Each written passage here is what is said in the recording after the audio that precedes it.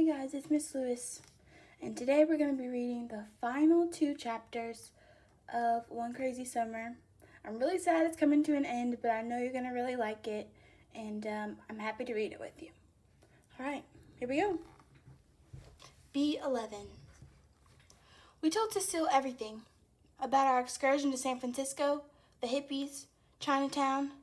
Vanetta told how the tall, blonde, white people took pictures of her like she was a movie star, which I could see Cecile didn't like one bit. Fern told how she saw Crazy Kelvin with 2 policemen just before the bus rounded onto the Bay Bridge. She gave us an earful about how Kelvin always said, "racist pigs," but he let the policeman pat him on the back like he was the policeman's dog. To that, Cecile said, "If you can see that, then you'll write poems all right." We asked her about being arrested and being a political prisoner and a freedom fighter. Cecile made it sound like it was no big deal. I've been fighting for freedom all my life. But she wasn't talking about protest signs, standing up to the man, and knowing your rights. She was talking about her life. Just her, not the people. Excuse me. Achoo! Vanetta, wanting more compliments, said, "We put everything back, just the way you like it," talking about Cecile's workplace, the kitchen. I didn't expect gushing, but it would have been nice if she gave us more than the nod. We packed all of our things, except for the clothes we wear in the morning. It was hard to believe 4 weeks had passed by so quickly. When Vanetta and Fern had gone to bed, I went into the kitchen to find Cecile hunched over her printer. Pieces of the machine lay out on the table. She had the screwdriver in her hand, putting it back together herself. Although I didn't hear the door swing when I pushed it, she had and knew I was there. "I called your father when I got out," she told me without looking up. "Delphine, why didn't you tell him what happened?"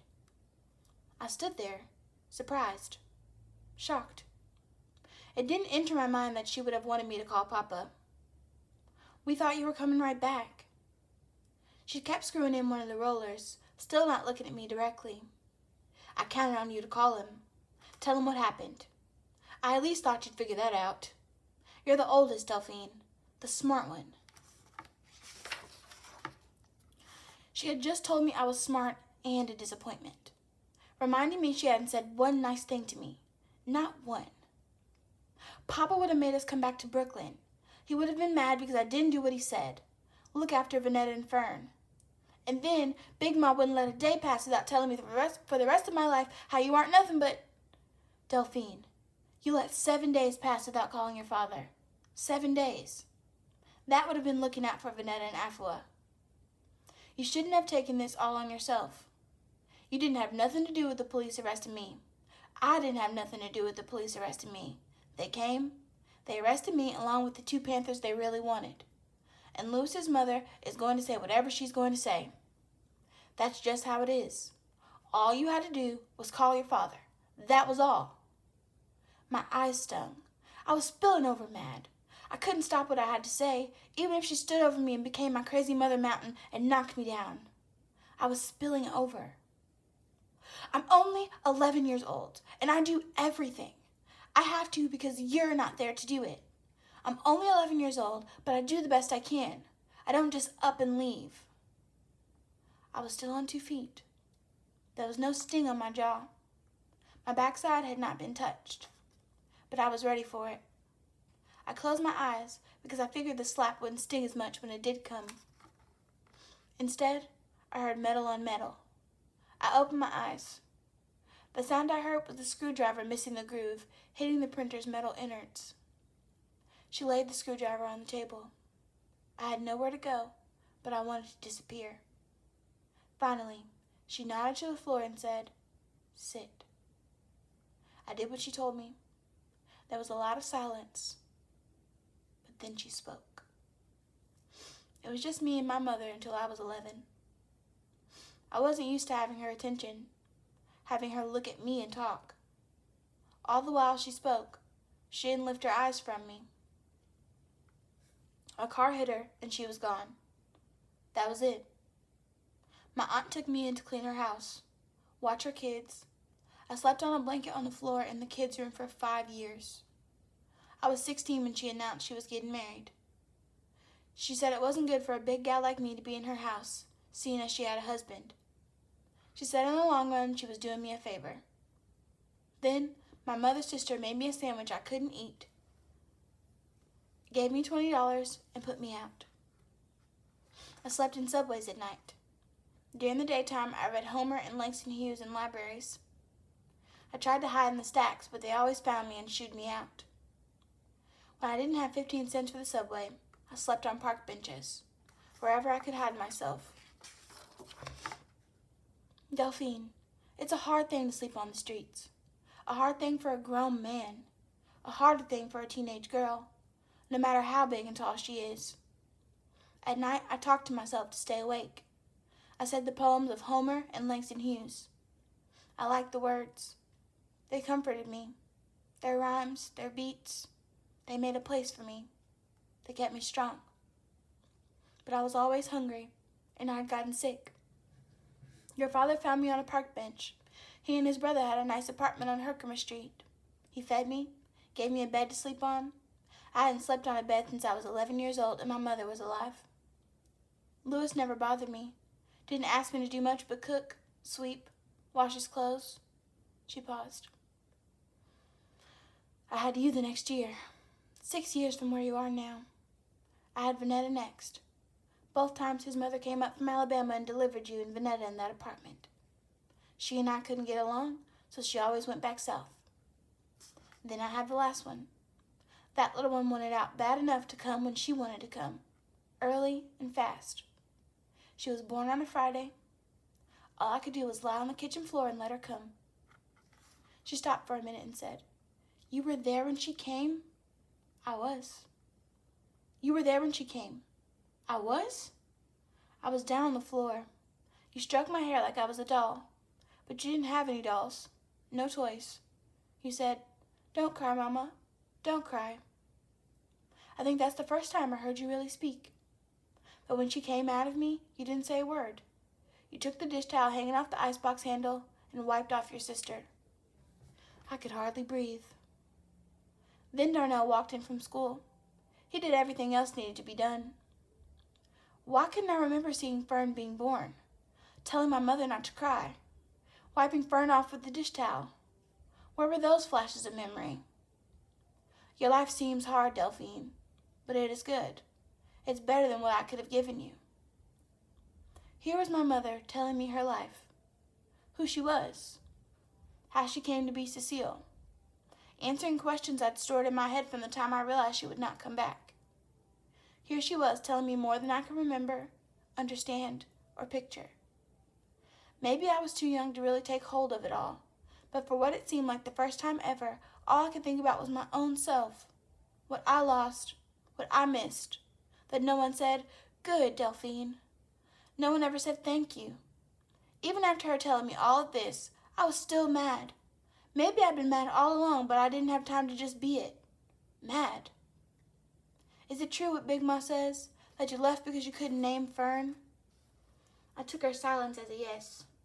For a while, she said nothing. So I guess she was done talking. I started to get up. Then she said, "I could have taken you with me and left the other two. You have my mother's face.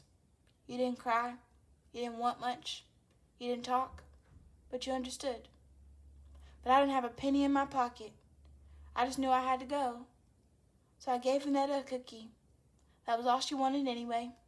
I gave the baby milk and The picture flashed before me as it had many, many times. Put the doll baby in with Afua.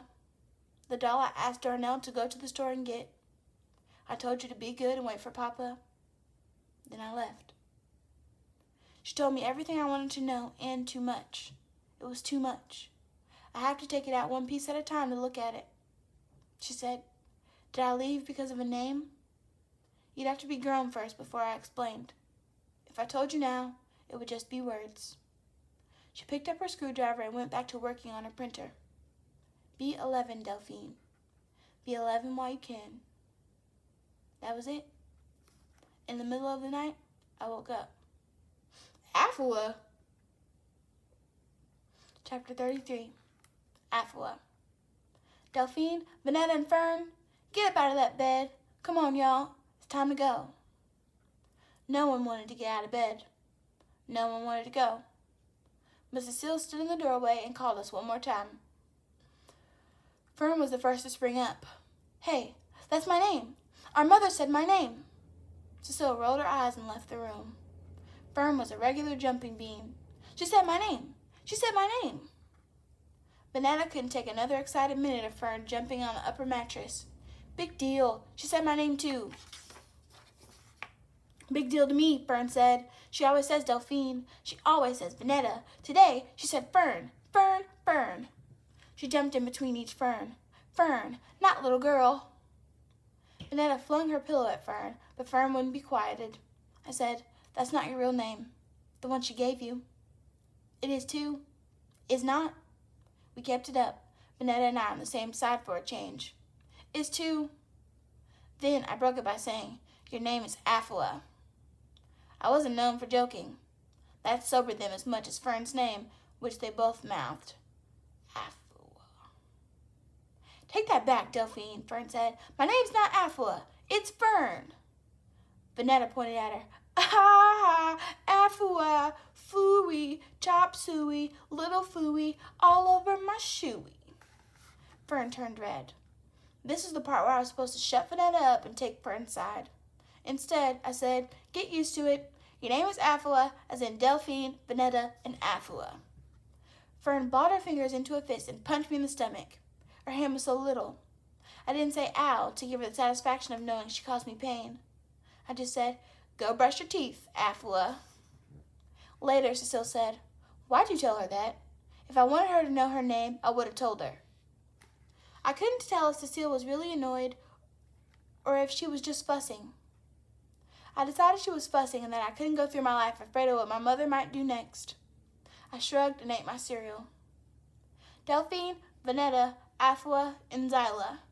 Some names made up, some not.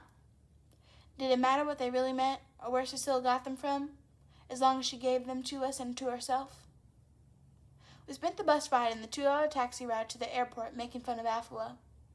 Once Cecile said, cut it out, that was the end of us teasing Fern outright. Still, Vanetta and my constant smirks erupted into snickers. Fern stayed mad. When we got to the airport, Cecile called Papa collect. She turned her back to us and spoke to Pa for more than 15 minutes.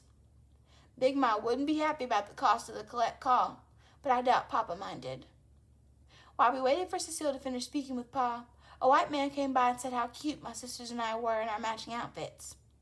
He still had film left over from his sightseeing trip and wanted to use the last of it to take a picture of us. Pretty girls, smile pretty, he said.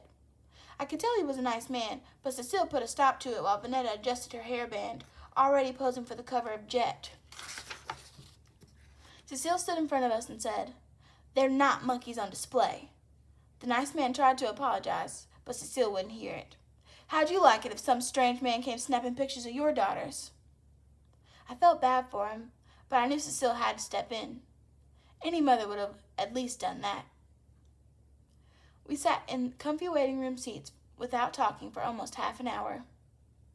The big hands on the big clock moved slowly. Fern nodded merrily like she was answering herself or singing, kind of like Cecile tapping out beats with her pencil.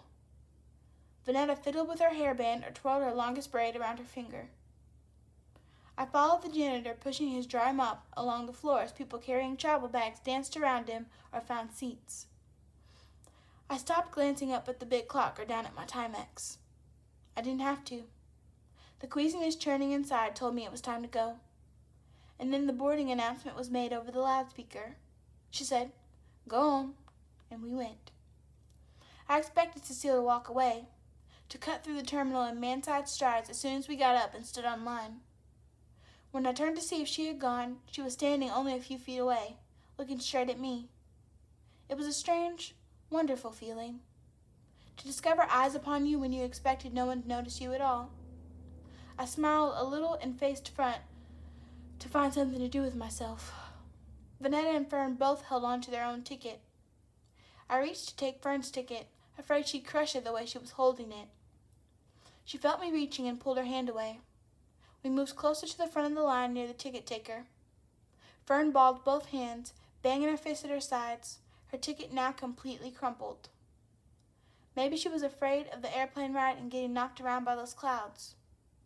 Maybe she didn't know what to do with her hands without Miss Pattycake. Or she could have been still mad about all that Afua teasing.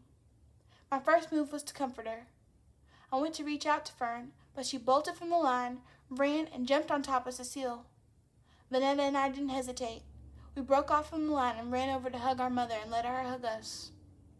How do you fly 3,000 miles to meet the mother you hadn't seen since you needed her milk, needed to be picked up, or were 4 going on 5, and not throw your arms around her, whether she wanted you to or not? Neither Vanetta, Fern, nor I can answer that one. We weren't about to leave Oakland without getting what we come for. It only took Fern to know we needed a hug from our mother.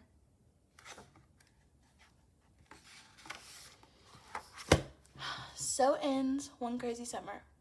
I really enjoyed reading with you, and I can't wait to see your Scrapbook of Memories project. See you later.